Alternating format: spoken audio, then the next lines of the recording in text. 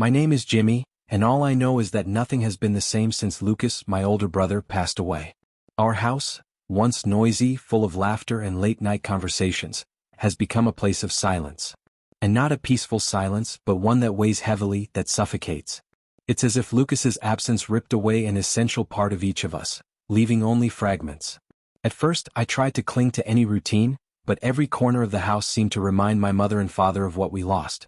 My mother, Diane, stopped doing the things that once filled our lives with small gestures of affection, like preparing Lucas's favorite dishes or planning summer trips. Now she spends hours sitting at the table, her eyes fixed on some distant point, her gaze lost, almost empty. It's as if she's here, but at the same time in an unreachable place, trapped in the past. Sometimes I think that, somehow, she's still waiting for Lucas to suddenly walk through the door and wake us from this nightmare. My father, David, took a different path.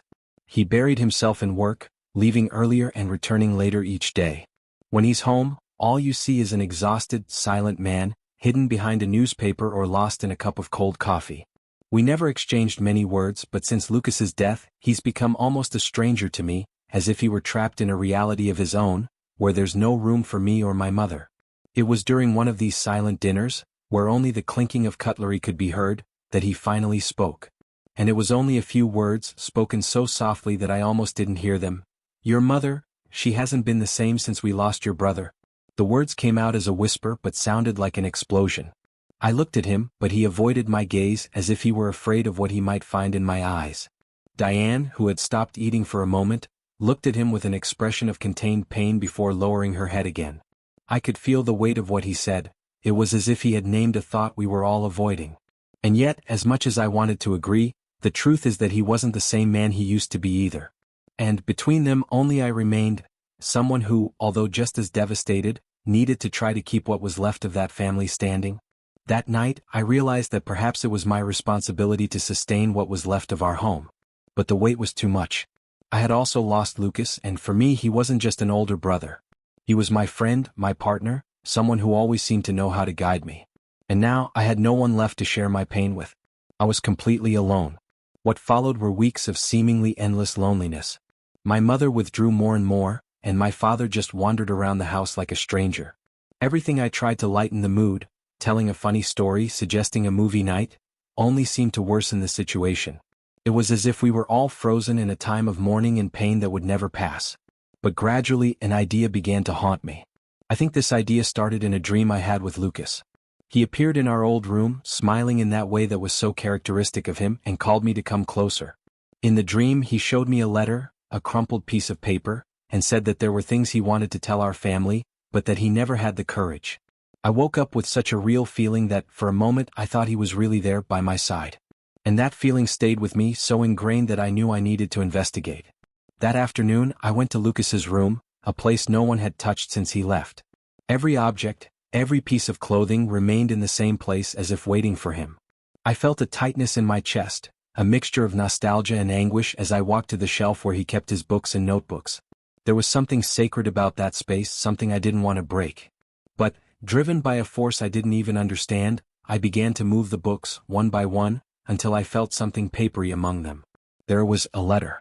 A folded, crumpled envelope with Lucas's handwriting and our father's name written on the front. I held the envelope tightly and felt my hands begin to tremble. It was a strange sensation, a mixture of fear and anxiety. I knew that, somehow, those words could change everything I thought I knew about Lucas and our family. I stood there looking at that piece of paper, and the weight of responsibility fell upon me. Giving that letter to my father could be the spark that would reignite all the pain he was trying to bury, but at the same time, letting it remain hidden was like betraying Lucas's memory. I knew that inside that envelope was a truth that could unite or shatter our family once and for all. That night, I hid the letter, trying to decide what to do with it. My heart was torn between the need to protect my parents and the desire to understand what Lucas wanted to say. I couldn't sleep. The image of the envelope wouldn't leave my mind, growing stronger and stronger as if calling me to take action. The next day as I walked through the house, I felt the weight of the envelope in my pocket like a secret burning my skin. It was impossible to get the idea out of my head that Lucas had left those words for a reason. Maybe he wanted us to know something, or maybe it was his last attempt to unite us. But how? What if those words were too painful? I didn't know yet, but one thing was certain. That letter was a key and perhaps the only thing that could pull us out of that deadly silence. I tried a few times to start a conversation with my father. He, as always, looked away, avoided talking, preferring to hide behind a newspaper or pretend that something at work urgently needed his attention. I was about to give up when, that night, I saw him in the kitchen, alone, drinking cold coffee. He looked at the cup as if he were in a trance, lost somewhere far away. I took a deep breath and approached him. "Dad?" I began, trying not to sound nervous. He slowly raised his eyes, with an expression of weariness and a hint of irritation, but waited for me to continue. "I've been thinking about Lucas, about how he felt. Do you think he had something he wanted to tell us?" My father looked at me for a moment, and for the first time, I saw a glimmer in his eyes. It wasn't sadness or anger, it was something I couldn't decipher, but which seemed to overflow with a mixture of long-repressed emotions. He opened his mouth to answer, but closed it again as if the words were escaping him. Finally he shook his head. "Jimmy?" I don't know what he wanted to say. I thought I knew my son, but after what happened, I'm not sure of anything anymore. We were silent for a moment. I wanted to say that maybe there was something he hadn't told us, but the words seemed stuck. I didn't know how to introduce the existence of that letter without scaring him. But I also knew that I couldn't keep that secret forever.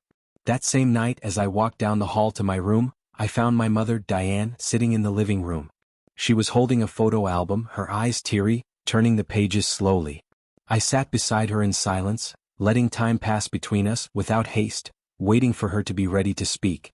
After a few minutes, she looked at me and, with a fragile smile, said, "Do you remember when Lucas used to take you fishing? He loved teaching you. For him, it was as if he were passing on a piece of his world to you." I shook my head, trying to hide the pain those memories brought me. "Yes, Mom, he was my hero."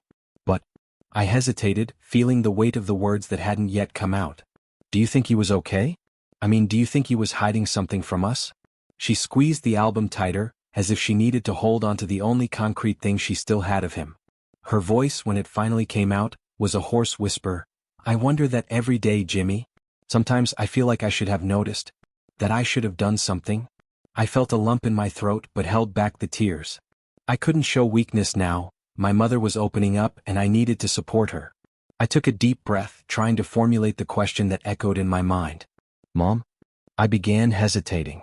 What if he left something for us? A message?" She looked at me in surprise, as if this possibility had never crossed her mind. "Do you think he would do that?" I shrugged, trying to seem unconcerned, but I knew my expression betrayed me. "I don't know. But if he had, would you want to know?" She was silent, looking at the photos as if the answers were there, hidden between the pages. "I think so, Jimmy. I think so." And that's when I knew I needed to reveal the existence of that letter. But anxiety still consumed me. I knew it could open wounds that might never close. Would I be able to carry the weight of those words? Still, at that moment there was no turning back. Perhaps the letter was our only chance for understanding, but at the same time, I felt that within it were secrets that could shatter our family forever. The next day I decided to take courage. I took the letter from my pocket and went to my father's office. He was reviewing some papers, his brow furrowed, his face tired. I waited for him to notice me, but he only raised his head, with a questioning expression. "Dad? I found something in Lucas's room. Something that maybe you need to see." He looked at me, his expression hardened, and for a moment I thought he was going to send me away. But then, without a word, he extended his hand as if he were ready to accept whatever it was. I placed the letter in his hand, and watched as he examined it. The color drained from his face as he read the envelope. For a moment I thought he was going to put it aside. But, with a sigh, he opened the paper, his hands trembling.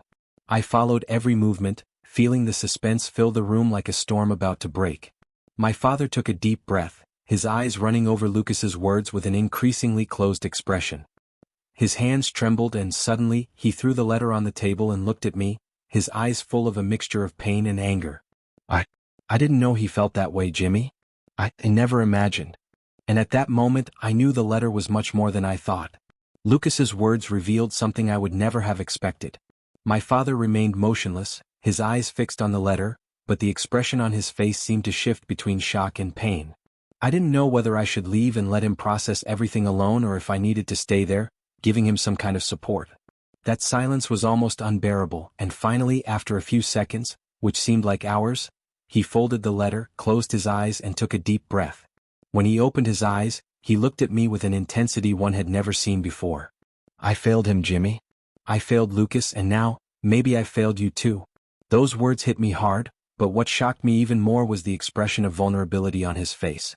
My father, who had always been a firm and unwavering figure, seemed to be falling apart right there in front of me. I felt that I needed to say something, but I didn't have the words. Before I could react, he began to speak, his voice low and heavy. I always wanted the best for him, for both of you. I thought I was doing the right thing by pushing him to be someone, to achieve things that I never could. I thought that would make him strong, that it would prepare him for life. But he hesitated, his eyes fixed on some distant point. But maybe I was too harsh, too blind. And now he's gone, and I'll never be able to change that. For the first time, I saw the cracks in my father's armor, and that moved me in a way I didn't expect. But at the same time, something in me also broke. I wanted to say that I understood him, that I recognized his effort, but my throat was locked. Part of me wanted to shout, to ask why he never listened to us, why he never noticed how much Lucas struggled to meet his expectations. But I remained silent, perhaps because I knew that that pain wasn't just mine, and that my mother needed to know all of this as much as I did. That night, I sat beside her on the couch, trying to figure out how to share all of this. The letter seemed like such a heavy secret, and I was still unsure how much my mother could bear to hear. But something inside me said it was necessary, that, without these words, we would never be able to move on.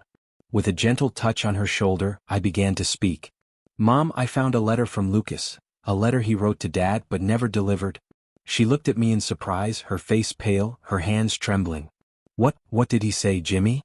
I sighed, choosing my words carefully. Lucas, he felt pressured. He thought he would never be enough, that he would never meet Dad's expectations. I think he was suffering more than we imagined. And we never noticed. My mother covered her face with her hands, her body trembling as she cried silently. It was the first time in months that I saw that layer of apathy dissipate, giving way to the real raw pain she carried but never let show.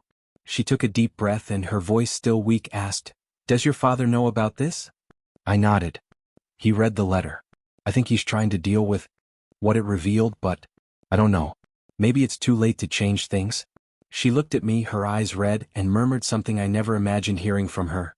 Maybe it's too late for him, but for us, Jimmy, maybe there's still a chance. Those words, even though spoken with so much suffering, carried a glimmer of hope, and I felt a spark of courage grow within me. It was as if, somehow, she still believed that we could rebuild what was left of our family, even if in pieces. But would it really be possible to move on after so much pain and so many hidden secrets? The next day, I gathered what little strength I had left and asked my father and mother to join me in the living room. They were reluctant, tense, but eventually gave in. I sat between them, feeling the weight of the moment, knowing this could be the beginning of something new or the end of any hope for unity. I know what's happening is difficult for all of us, but maybe we can learn from what Lucas meant. He left this letter, he tried to show us how he felt. Maybe we can still honor that. And maybe, my voice cracked but I continued anyway, maybe we can finally be honest with each other. They looked at me and for the first time in months I saw that both were vulnerable, willing to listen. My father held my mother's hand, who hesitated but didn't pull away. They exchanged a silent look, as if acknowledging the pain and guilt they both carried. "Diane," my father said in a soft, almost unfamiliar tone. "I never wanted it to be like this. I thought I was being a good father, but now I understand I was demanding too much. I failed you and Lucas." My mother swallowed hard, her eyes welling up, but she didn't look away. "David, I failed too. I saw his suffering, but I fooled myself into thinking everything was under control.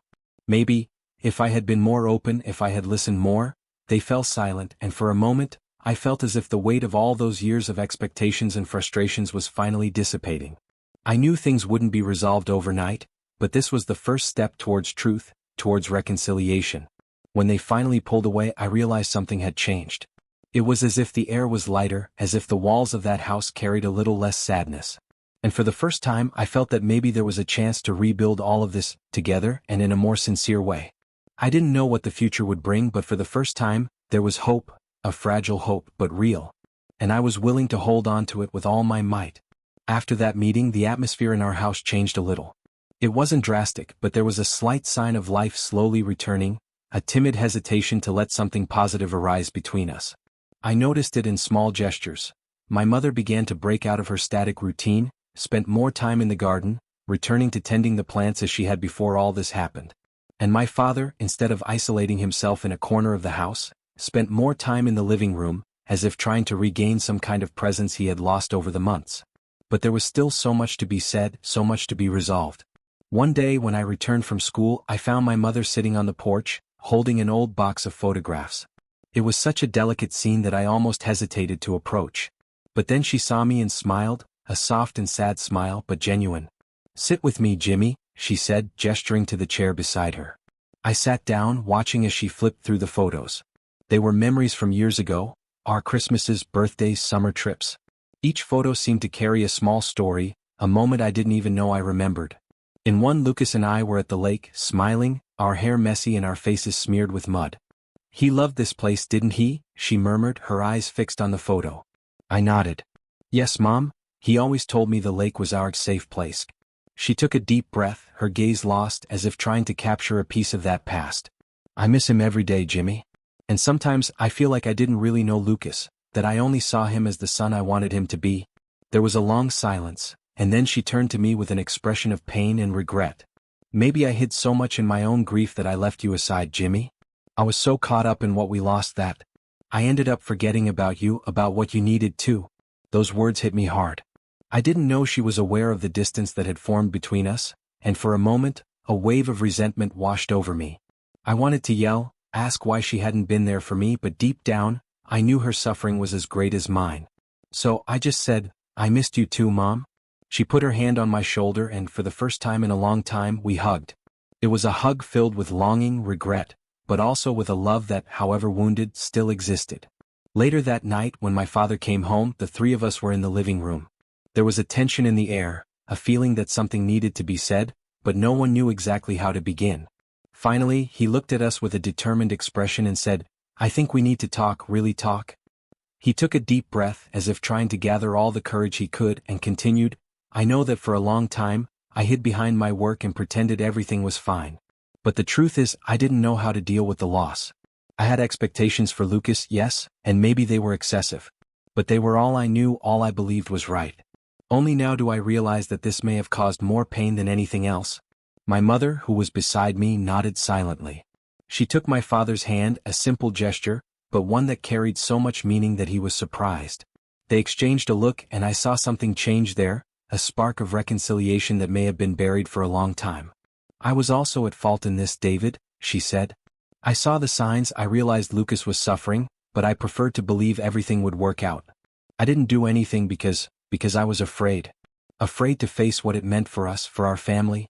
And then my father looked at me with a serious expression, but one that overflowed with honesty. "Jimmy, I know you were the one who lost the most in all of this. First, you lost your brother and then you lost the family you always knew. I want you to know that we're here now. We're going to try to rebuild this together." I felt my chest tighten and relax at the same time. That was all I had longed to hear but never really expected to happen. I looked at them, still not knowing exactly what to say. Words seemed insufficient, so I just nodded. That night passed like a dream. For the first time in months, the three of us had dinner together, talked, and although there were unresolved hurts, there were timid laughs and comforting glances. It was a beginning, a thread of hope that intertwined around us. I knew there would be difficult days ahead, but for the first time, I felt that maybe we had a real chance to overcome this. But little did I know that this fragile reconciliation would still be tested, and that some wounds were not yet ready to heal. In the days that followed that night, it seemed like we were starting to recover small parts of ourselves. My mother, Diane, started preparing some of the dishes that Lucas loved, and my father, David, began spending more time at home, leaving work aside a bit. Gradually we were rebuilding our routine, each in our own way but together. It was strange and at the same time comforting to see that, after so many months of silence and distance, there was again a feeling of family, albeit a somewhat broken one. But the truth is that deep wounds don't heal so easily, and sometimes, a single touch is enough to make them bleed again. It was one weekend, while we were organizing some of Lucas's things, that the tension reappeared. My mother decided that we needed to keep his memories in a safe place, a way to honor him but also to move on. At first, everything seemed calm. We relived memories, laughed at stories, and even my father, always so reserved, told anecdotes we had never heard before. Then we found one of Lucas's notebooks. It was an old diary with pages filled with thoughts, dreams, and some reflections that he never shared with anyone. My mother began to read aloud, her voice trembling, and with each page, we perceived a side of Lucas that none of us knew. He talked about how he felt trapped, about the pressures surrounding him, and about the constant fear of disappointing our father. My father was silent, his face hardened, but I knew he was being deeply affected. Until we reached a page where Lucas wrote something that completely changed the mood of the room. Sometimes I feel like I'm living the life my father wants, not my own. He always expects so much from me and I feel like I can't be what he wants. But will he ever understand this? Or will I have to follow a path that isn't mine until the end? My mother closed the diary, her eyes welling up, and looked at my father as if expecting a reaction. He, however, remained silent, staring at the floor. I could feel the tension rising, the weight of those words hanging over us like a storm about to break. Finally, he raised his head and looked at us with an expression that mixed pain and regret. I didn't know he felt that way, he said, his voice almost inaudible. If I had known, maybe I would have done things differently. My mother let out a deep sigh, shaking her head slowly. David, sometimes you close yourself off so much that you don't even realize the impact you have on the people around you. Lucas didn't need to be perfect. He just needed to be himself. He nodded, but it was clear that her words were hitting him hard. I thought I was doing the right thing. I wanted him to have everything I never had. Maybe I put too much weight on his shoulders. For a moment I wanted to yell, to say that all this could have been avoided, that Lucas just wanted to be accepted as he was. But instead I took a deep breath and decided to let them sort it out between themselves. I knew this was something they needed to face, and that my words might not make a difference now. The silence dragged on until, finally, my father took my mother's hand, with a hesitant but sincere gesture. I'm so sorry, Diane. I'm sorry for everything. For demanding so much from you, from Lucas, from Jimmy. For not seeing the things that were right in front of me. I know I can never change the past, but I promise I'll do my best not to repeat the same mistakes. My mother nodded, her eyes still filled with tears, but this time, there was a hint of hope in her gaze. Let's try to move on, David. For us and for Jimmy. Lucas never wanted to see us like this, I'm sure. At that moment, I felt that we were finally ready to rebuild what was left of our family. It wasn't about ignoring the past anymore, but about learning to live with it. We knew that the memories of Lucas would always be present, but they no longer needed to destroy us. They could strengthen us, remind us of who he was and of everything we could still be. As we put away the rest of his things, I felt a peace I hadn't felt in a long time. There was still pain, of course, and probably always would be. But now, there was also the certainty that we were ready to face anything, together. From then on, our house was no longer a place of silence. It was a place of memories, of longing, but also of love and reconciliation. And this, I knew, was the most sincere way to honor Lucas's memory. Hi, you are on the Moving Narratives channel. Subscribe and follow our stories.